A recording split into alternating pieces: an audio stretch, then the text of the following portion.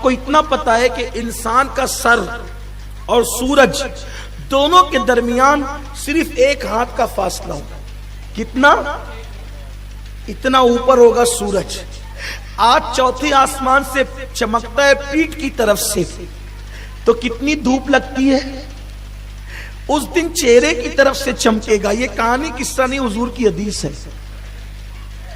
سر ایسے کھولیں گے بھیجے جیسے چولہے پہ رکھی ہوئی ہانڈی کے اندر پانی کھولتا ہے.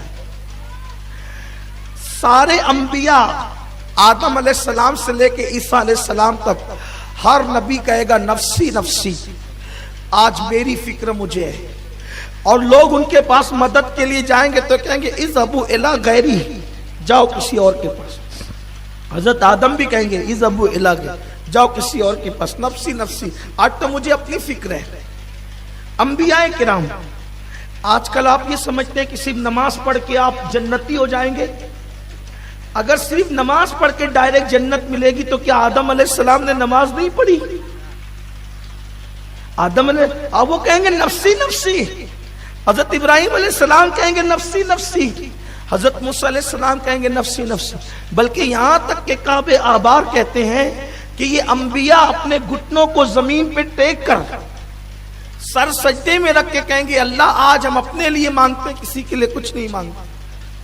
حضرت عیسیٰ علیہ السلام کہیں گے مولا آج میں اپنی ماں مریم کے لیے بھی کچھ نہیں مانگتا، آج میں اپنی ماں مریم کے لیے بھی کچھ نہیں مانگتا، میں تو آج صرف اپنے لیے مانگتا ہوں، مجھے امان دے دے بس، مجھے اور کچھ نہیں چاہیے.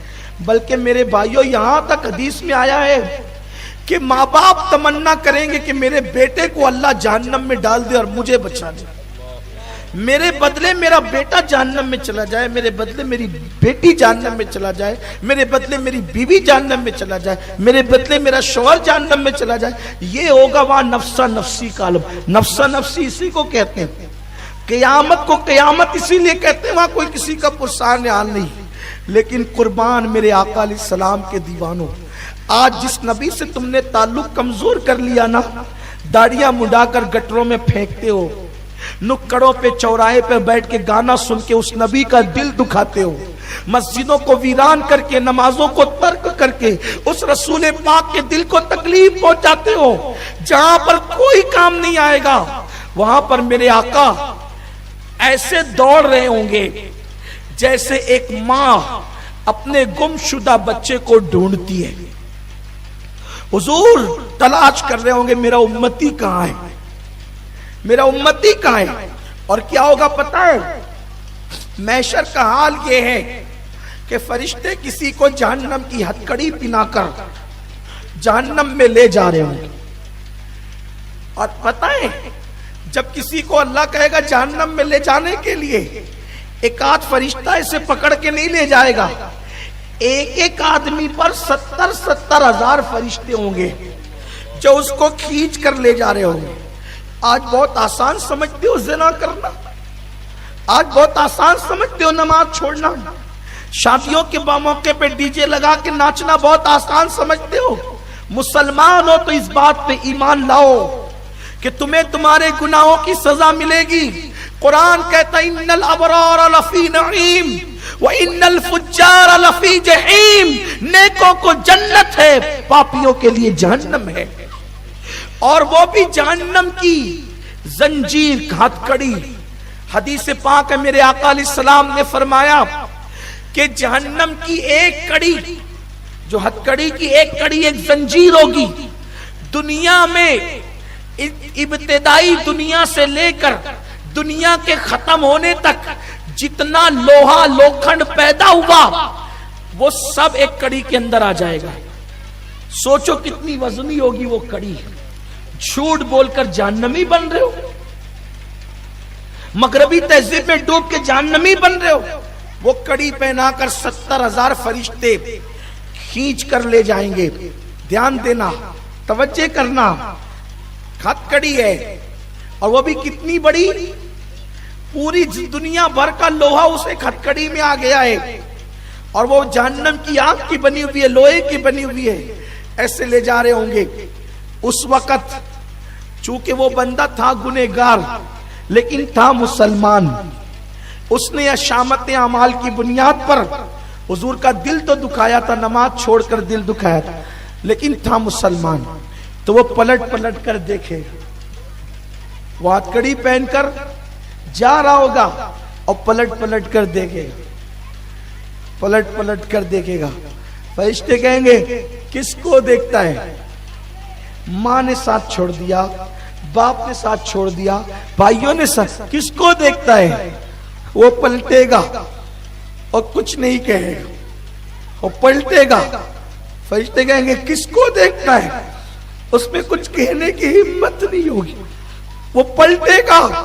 فرشتے کہیں گے کس کو دیکھتا ہے؟ خون کے رشتے تو ٹوٹ گئے، دوست تو دشمن بن گئے، کس کو دیکھتا ہے؟ وہ ڈر کی ہمت نہیں کہے گا۔ پیچھے سے آواز آئے گی فرشتوں، جس کو دیکھتا تھا وہ آ گیا، جس کو دیکھتا تھا وہ آ گیا۔ نگاہیں اٹھے گی تو وہ کوئی اور نہیں، وہ آمینہ کا لال ہوگا۔ انبیاء کو اپنی فکر ہوگی، میرے آقا کو امت کی فکر۔ اگر اللہ جناب موسیٰ کا امتی بناتا تو بھی احسان تھا، لیکن وہ موسیٰ کا امتی نہیں بنایا۔ جس دن حضرت موسیٰ کہیں گے کہ اپنے لیے مانگتا ہوں، کسی کے لیے کچھ نہیں مانگتا، اللہ نے تو ہمیں کتنا قسمت والا بنایا نا، کتنی تقدیر والا بنایا کہ نبی بھی دیا تو وہ محبوب جس کو قیامت میں اپنی نہیں اپنی امت کی پڑی ہوگی۔ کیا تم اس نبی کا اپنے آپ کو عاشق نہیں بناؤ گے؟ کوئی ہیرو کی طرح بال بڑھاتے ہو، بولو نبی کی طرح بال کیوں نہیں رکھتے؟ ہیرو کی طرح کپڑے پہنتے ہو، نبی کی سنت کے مطابق کیوں نہیں پہنتے؟